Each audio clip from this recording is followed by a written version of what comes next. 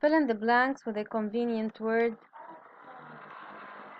A direct electric current flows in the same direction and have a constant intensity with respect to time. It goes from the positive terminal of the battery to the negative terminal.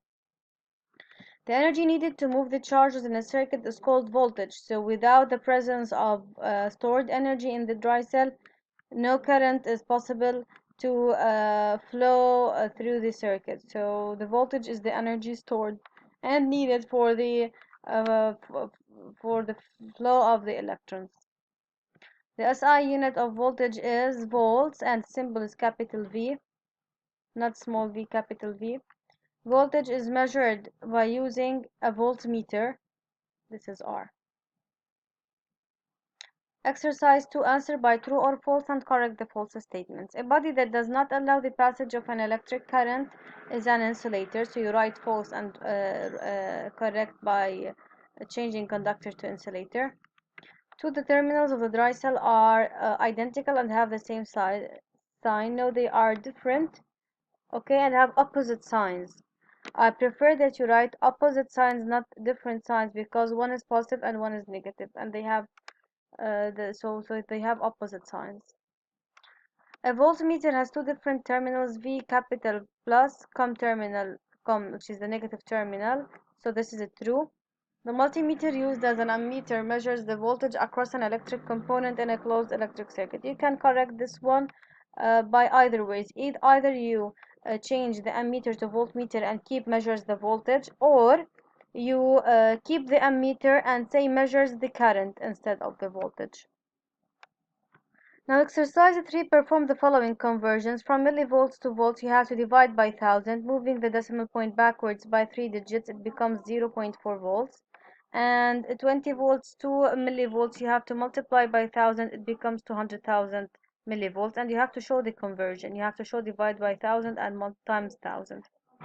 Exercise 4, complete the following table with the missing answer, with the missing name or symbol of some common electric components. So this is a connecting wire, or you can write wire. The lamp is a circle with an X inside, and you have to show the two terminals of the lamp, not only the circle. Open a switch, as you can see, the two terminals of the switch are not connected to each other. To close the switch, you have to show that these two terminals of the switch are connected to each other by a piece of metal here. The ammeter, circle with a capital A inside, showing the both terminals of the ammeter. And finally the battery, long terminal with shorter one. The long one is positive, you have to show it, and the short one is negative. Plus show the extensions of each terminal. Exercise 5, consider the electric circuit shown in figures 1 and 2. Explain why does the lamp in figure 2 glows while that in figure 1 does not. Here I wrote it briefly. You have to write a complete sentence. In figure 1, the lamp doesn't glow because the switch is open and thus no current flows through the circuit and thus no current flows through the lamp.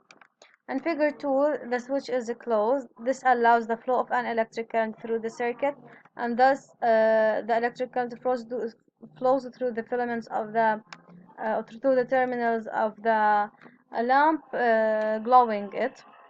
Determine whether the lamp would glow or no in figure 1 if a piece of wood was placed instead of the switch. So the piece of wood is an insulator. The wood won't allow the flow of electric current through the circuit, and the circuit will stay considered to be an open circuit.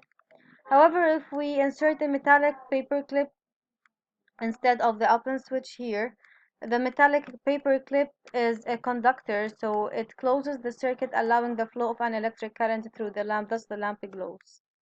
Finally, exercise 6, without redrawing the figure, represent the direction of a flow of the electric current. It comes out of the positive terminal, goes through the ammeter, through the lamp in this direction as shown using arrows.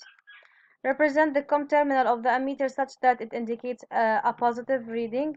So the COM terminal must be connected to the negative terminal of the battery so that it indicates a positive reading. A voltmeter that measures the voltage across the battery and indicates a positive value. So here you have to draw the voltmeter parallel to the battery, and you have to show the COM terminal connected to the negative terminal of the battery, thus indicating a positive value. Finally, suppose that the voltage of the battery is 5 volts. Choose the most convenient scale among the following scales to measure the voltage across the battery. Justify your answer. You have 200 millivolts, 2000 millivolts, 10 volts, and 20 volts. Just as we did in the class, in order to be able to compare the given scales to the measured one, we have to convert them to the same unit. So now converting from millivolts to volts, we have to divide by 1000. It becomes 0.2 volts. 2000 millivolts to volts. Dividing by 1000 here again. So it's 2 volts and 10 to 20. Now the rule says that the scale must be slightly equal or slightly greater than the measured value. That's why 10 volts is the most convenient scale since it's greater than 5 volts. So 2 and 0.2 are eliminated because they are smaller than, or because they are less than 5. So we are left with 10 and 20, but which one is closer? It's the 10 is closer to the 5. That's why it's the most convenient scale.